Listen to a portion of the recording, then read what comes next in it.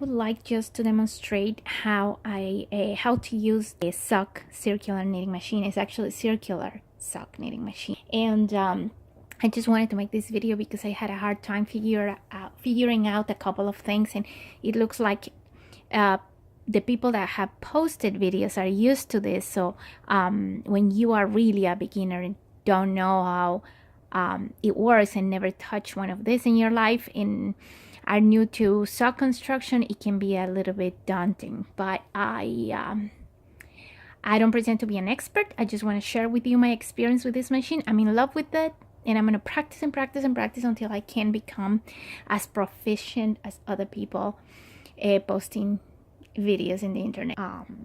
The first problem I encounter with the machine is that you're supposedly be able to crank the machine clockwise and counterclockwise, because otherwise there's no way you could create a heel or the toes.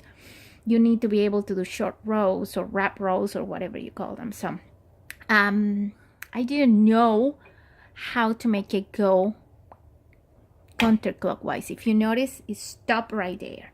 It's just got stuck, and the thing is that it has like a latch at the bottom that is what moves the needles up and down, pushing the butts of the needles, as I said, up or down, depending.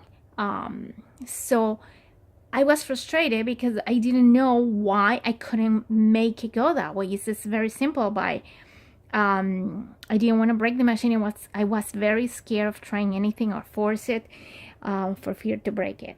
So if you're really a newbie doing this, you might want to know that in order for you to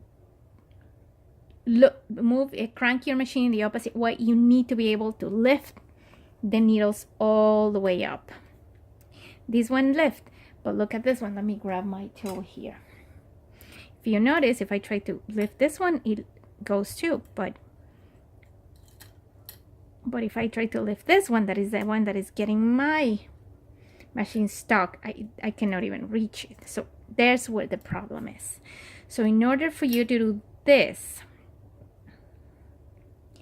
you have to crank all the way down to a certain position. What I do is I crank it to this part. This is what marks half of the cylinder, my center. So I'm gonna do that, and I'm gonna work my heel using the back needles, or the needles in the back. This is a 54 cylinder for smaller socks, so half of it is 27. I have the marks of half. It already comes with the machine. It's this black mark here and this other black mark here. So I'm gonna lift every needle after the black mark. It actually comes with a very handy tool. It's called Half Moon, and what the Half Moon does is it helps you, of course, if the latches are open, helps you lift the needles. You want to make sure that always the latches are open, or the machine will drop the stitches. So see, this way, this way, this way, this way. Where's my mark? Okay, so I'm gonna push that down, not all the way down. I don't like to push the needles all the way down, or the machine will drop the stitches. So it's my black mark here. All of the needles are up, all the latches are open. And see now, since this part is here, is not being blocked by any needle. All the needles are down there. So if you crank it this way, it goes fine. But if you this now, oops, sorry, go all the way until you hear like a click sound. Is the very low sound. It's not easy to catch. It will be well practiced. So now see, now I'm cranking the machine. Let me put this down so you can see it. Oh my goodness, it's not cooperating. So see, I'll show you. Now I'm cranking the machine the opposite way. Same thing again. If I wanna go the other way again, keep the needles up. If I pull them down, if I push them down, it won't go. See? But look at now. I can even push them down now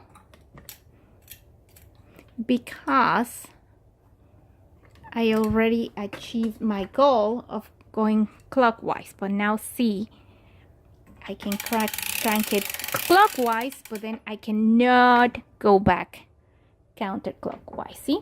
It's stuck. So I'm gonna have to do the same thing. Lift all the needles, go halfway through, and then go back, and that will solve the problem. Another problem I encounter while trying to work with creating socks is that the tension. You gotta make sure that you have the right tension, and you handle that by using this button here. It's like a screw, and if you turn it up, it makes the stitcher shorter, therefore the tension is tighter. Let me move this that way because I can't. Oh boy. Let me put it back in the front. See? And if you screw it down, it will make the stitch longer. So that's very important when you are trying to get the right tension. If you don't have the right tension for the yarn you're using, the machine will drop the stitches. Okay, let me put this down again. Alrighty, so we're back. Let me push that out. I don't have the special table they sell, and I want to get it probably for Christmas, a Christmas present.